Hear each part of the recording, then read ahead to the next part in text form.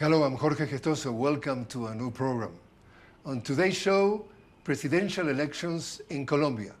Our guest, Juan Diego Castro, political analyst with Peace and Reconciliation. Juan Diego Castro, a warm welcome to the program. Thank you so much for the invite, Jorge, and I'm really glad to be here in Telesur with your audience. Juan Diego, your organization, Paz y Reconciliación in English, Peace and Reconciliation, has written that in the last 120 years, 54 families in Colombia were ruling the country through two traditional parties, liberals and conservatives. What is going to be different, if any, in this election? Well, Jorge, this is probably one of the most important and exciting elections that we've had in recent history. Colombia has had, essentially for the last 130 years at least, since its Republican history, or birth rather, we've been run by two political parties, as you said, the liberals and the conservatives. Kind of like a feudal system at the beginning of the last 2 centuries in Latin America. So these families were represented by these two political parties.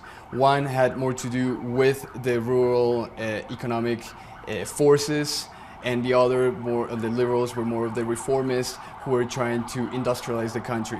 So essentially these two parties were leading this country for the past 2 centuries. But this election, finally, after the peace negotiations came through with the peace accords between the FARC and the government, we finally have an opening in democracy whereby we now have an alternative. People are speaking a different language nowadays. We're speaking about a language of peace, and we are seeing that what they told us for the past 60 years, that it was a fight against a guerrilla insurgency group, and that we had to defeat them, that's no longer the main concern of people. People are concerned about corruption, people are concerned about education, and there are finally candidates who are speaking that language, who are speaking the main concerns of the majority of the population. On the other hand, I think that your organization also agree that it's pretty atypical, this election, in terms of, for example, strict secret alliances.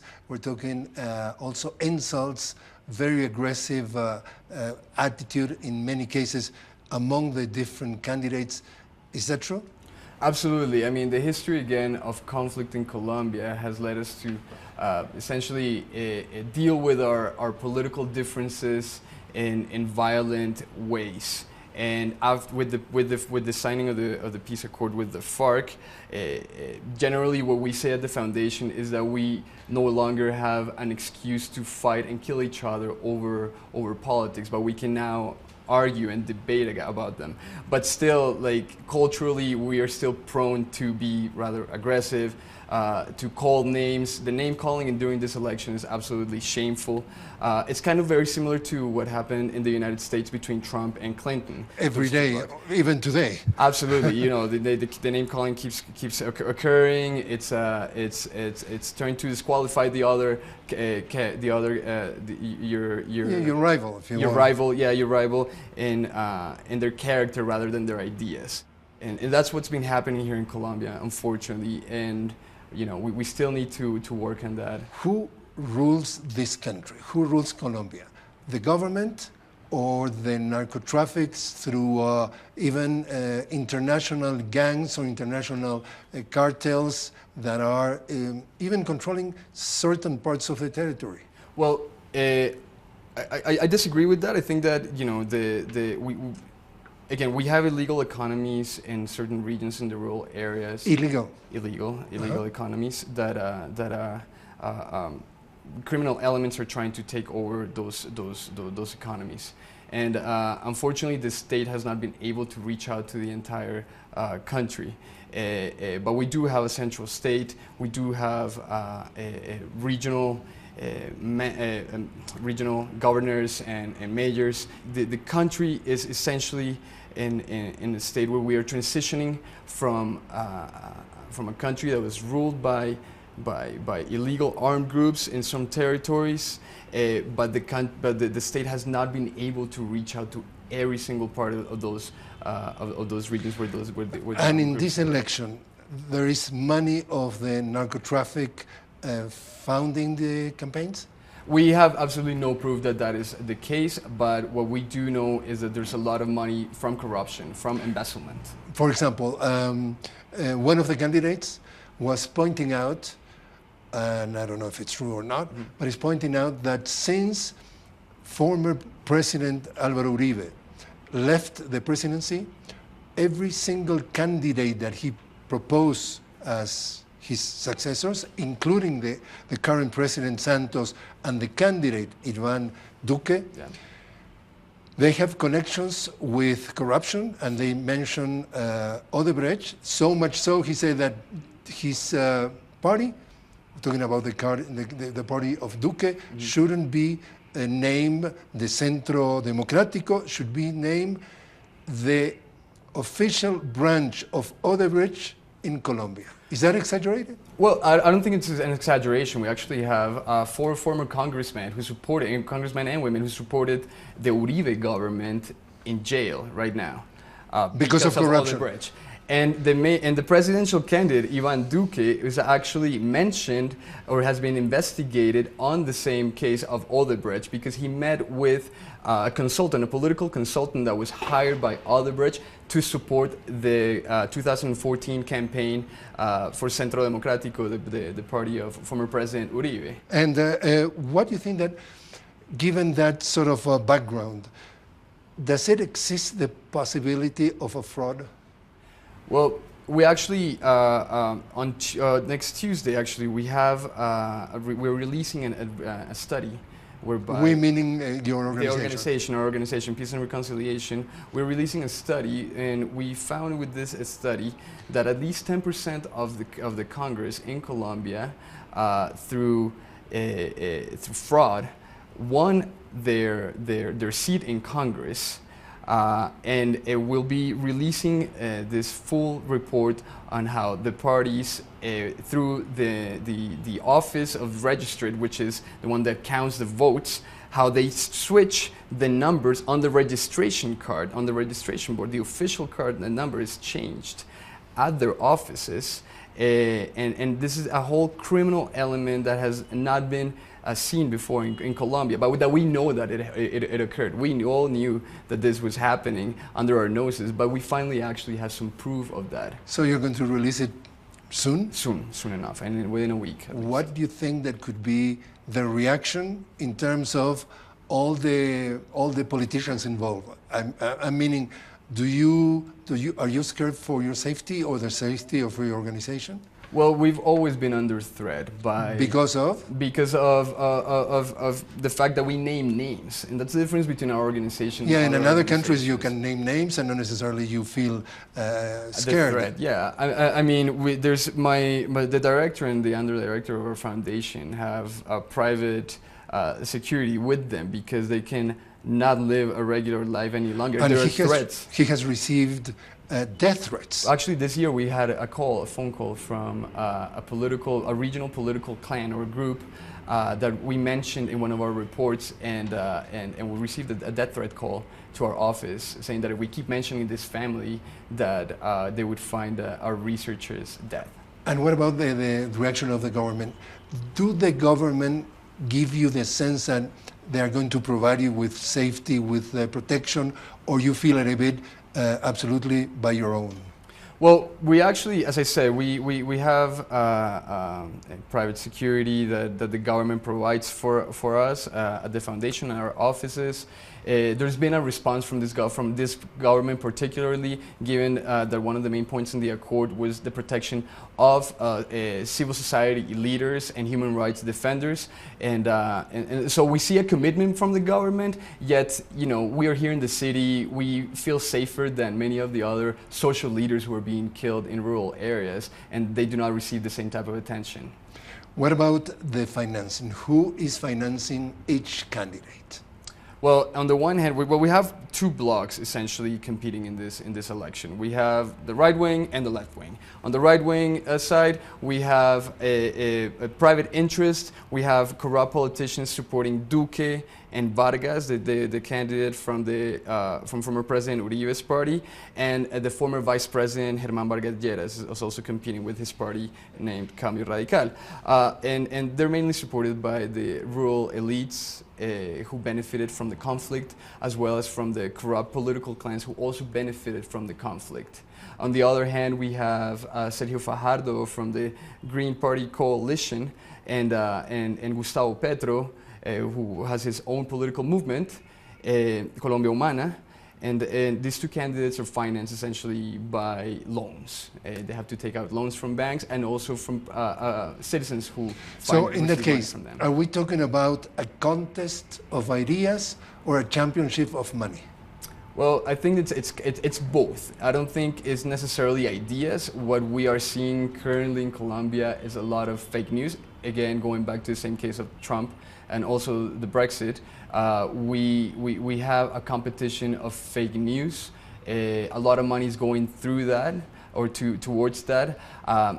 As much as people do care about the political platform of these candidates, generally the mainstream media and alternative media, social media, is full of attack ads, and so we don't really know exactly where the money's coming from for some of the candidates, but we know that it's not a fair competition. If you want to simplify for an audience that are not necessarily familiarized with the situation in Colombia, what are the proposals of the candidates? How you summarize? Well, we have essentially three main platforms or three blocks again.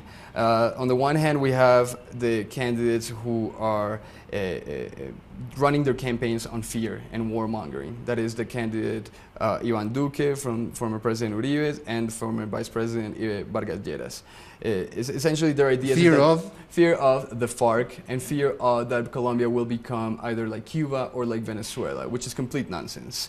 And then on the other hand, we have the candidate Petro and candidate Fajardo from the Green Party coalition. Both of them are running on a campaign of hope and of change. Petro, on the one hand, is also running on putting forward all the interests of poor people and people who've been marginalized in the society historically. And candidate Fajardo, he's more of the anti-corruption candidate. He's more of the education candidate. So those are the three main blocks of ideas, and people are going for either fear or switching the page and again being more concerned about issues that have always been in Colombia, but that because of war we're never able to. And what about the most fulfill. divisive issue of the campaign? The most divisive issue has to be peace and war, essentially the peace agreements, the peace accords that were signed in 2016. The former President Uribe's party has been essentially planning this campaign in 2018, since 2012, because they were the main opposers to the peace negotiations. At every point, they were always trying to sabotage it. Because they were the ones who benefited from the conflict, and in which way they benefit? They benefited from the conflict because most of the people who supported their base, essentially the economic elites in rural areas, benefited from displacement of millions of people from their land. About 7 million. About 7 million people, yeah. Actually, it's 8.6 million people who are victims, registered victims in this country. And then on the other hand, we have people who support peace and who want the peace negotiations to go well and to actually implement what's in the accord. And what about the status of the peace accord? Where is it? Are we really put an end of the war, or are still in diapers? We believe that it's in crisis, actually. It's in crisis because of political willingness, and there is not enough political willingness in Senate to approve, on the one hand, to approve the points in the agreement. They're sabotaging it?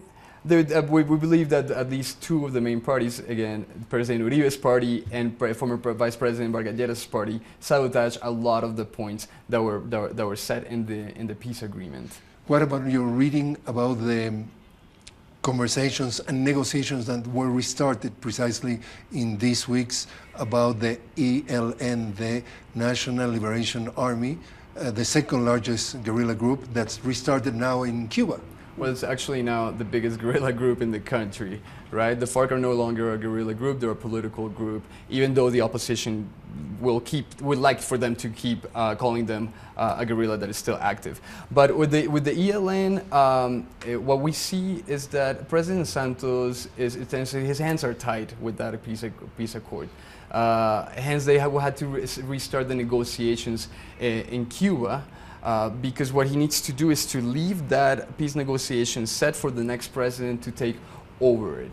But his hands are attached right now. He cannot do much about it other than reset the negotiations. And basically, the two political parties, as you said, the one that follow, if you want, former President Uribe and the former Vice President Vargas, are pulling to keep the war going on because they believe that they try to play the tough hand, and therefore with the ELN also they're against the negotiations. They are. They say that if the ELN keeps encouraging armed actions against the military or civil society, that they will no longer they would completely cease to negotiate with them. What about the main media? The media that basically, according to one of the candidates, is in the hands of the three more wealthiest Colombians. Are they playing a role? Well, I mean, I wouldn't say that they're playing necessarily a role, but I mean, our media is monopolized by these three economic groups. That is absolutely true, and they each have their own candidate that they support. But I think that all the candidates, if you see all the presidential debates on all media across the country, private mainstream media and public media, all candidates have had the same rules. And they've all participated actively. I actually think that those who think that some of the alternative candidates have not had space to talk or to set their proposals out there, they actually have, and that's what's been helping them actually. What about the paramilitarism? Okay. Does it exist, or it's simply renamed with another names and they're still going on left and right? Well, we believe that there is a tradition of paramilitarism in this country. Right-wing death squads are a reality, but they operate differently. I mean, these illegal armed groups do evolve to a certain extent, whereby currently the heirs of those paramilitary groups actually sell their services as assassins. And to kill opposition, and mainly to people who want to come back, people who are forcibly displaced and who want to come back to their lands. Those are the main targets, essentially. So we know that groups like Clan del Golfo, who are clearly heirs of paramilitarism, are still out there, but they do not act in the same way as a political armed group, illegal political armed group any longer. Scary figures. We're talking about 164 labor leaders and human rights activists being killed between the last year and May of this year. And only in the first quarter of this year, at least 22 people has been killed. Killed by whom? Paramilitaries? Well, I'd like to tell you about an application that we have in our website. We actually keep track of the assassination of social leaders and human rights defenders, and in it you can actually find our research goes as deep as to, again, name names. So we try to look for who the intellectual authors of these crimes are, and what we found is that it has to do with very wealthy landowners. Again, the ones who benefited from the conflict, and they do not want the victims to come back and take what they believe is theirs because they want it as a booty, as a war booty, essentially. Is there a real interest about the electorate of these elections? Do they want to vote? Are they following closely this election, or they're sort of not necessarily very much interested? Well, actually, that last election, congressional election, back in March 11th of this year, we saw a surge of people voting. We had about 18 million people going out to vote, but that's only 50% exactly, of the registered voters. 36 million people registered. 36 million are the registered voters, are adults who can vote, but only about half of that voted in the last election. But that's historic still. It's still historic. What about expectations for the presidential election in terms of percentage? percentages? Well, I believe that the candidate Gustavo Petro and candidate Fajardo, because of their message of hope and their message of encouraging more education and leaving behind the fear and the warmongering, they're encouraging more young people to vote. And what we've seen, actually, it's an explosion in social media of people supporting these two candidates. So we believe that there's going to be an impact in young people who will actually go out and vote. Do you believe there's going to be a runoff, a second round? Yes, we believe so. It's more than certain that will happen. The last poll that came out this week shows that candidate Duque, former President Uribe's candidate, has about 34% of favorability of people who would vote for him. And followed by Gustavo Petro, who's actually between 22 and 25. So we know that candidate Duque will go to the second run, but we still don't know who's going to go who's going to be. Could be a surprise. Competing against. Well, I mean, there was a surprise with Trump. There was a surprise with the Brexit. There was a surprise with our own plebiscite here for the peace plebiscite here in the country. So anything can happen. Anything can happen. And even though, for instance, former Vice President Vargas Lleras has a full machinery of bureaucracy and a lot of people who work with the state who are supporting him. You call it a machinery, like a well-oiled machinery behind him. That's right, that's right. I mean, he was the former vice president. He was in charge of infrastructure in the country. So the amount of money that he moved in the territories outside of Bogota was huge. So a lot of people benefited from that. A lot of the political clans, corrupt political clans, supported him in that effort. So he knows that he's got like that vote already saved up for him. But the polls are not showing that necessarily. But in the case of Gustavo Petro or Fajardo, they're really fighting with their ideas more than with a machinery, with a political structure. I think that it's more of a citizens' machinery rather than a bureaucratic and political machinery, which is completely different. What we've seen is that, again, young people are taking over the social media and even over the streets. If you see demonstrations, yesterday there was a demonstration for the candidate Fajardo with a lot of young people going on the streets. But it's completely different. It's like we see the citizens against the former elites and the current elites of the country. And what could happen with probable alliances if runoff is taking place? Who could be supporting whom? Well, okay, let's set some scenarios. So we know that Duque will go. He's going to go on the runoff. So if we have if we have him running against Fajardo, you would hope that all the other candidates who support peace, such as Gustavo Petro, will support Fajardo on that. That would be an alliance between those two. And Fajardo, who think that he could support Petro? On the other hand, of course, that would be the deal. That would have to be a deal done for people who want peace to be established and implemented in Colombia. If Petro goes on the second runoff, if he goes second, then everyone should support him. On the other hand, Duque might get the support of former Vice President Vargas Lleras, which leaves us in a very tough situation of these two blocs, which are with about 50-50 chance. And what do you think about the theories that if by any chance Gustavo Petro is not going to the runoff, candidate Duque is going to lose regardless who is the other candidate that he's going to be running against? Well, actually, what we believe is that, and I know a lot of the pollsters say the same thing, is that if Duque goes on the runoff against Petro, that Petro has absolutely no chance to beat Duque. But I would like to disagree with that still, because again, if an alliance is formed and is well developed between Fajardo, Petro, and other sectors of society, then that could actually push the vote up. And even Vargas Lleras. We need to understand that former Vice President Vargas goes where the wave is going. So if he sees that that he's not going to win, he's going to try to negotiate with whomever gives him the best deal. Finally, to what is that you're paying more attention of everything that's going on? Currently, in politics, it has to do more with the fact that our candidates are not really talking about proposals, or even the Colombian electorate is not really listening to proposals, and that we have fallen into this trap of, again, good versus evil, war versus peace, fake news all over the place, that we are not actually listening to the proposals of the candidates. And I would like to encourage people to actually look at the proposals and what's more realistic, to really analyze the proposals that these candidates have, because I mean that's the future of the country. This next president who's going to be elected in 2018 is will be the first president of the post-conflict.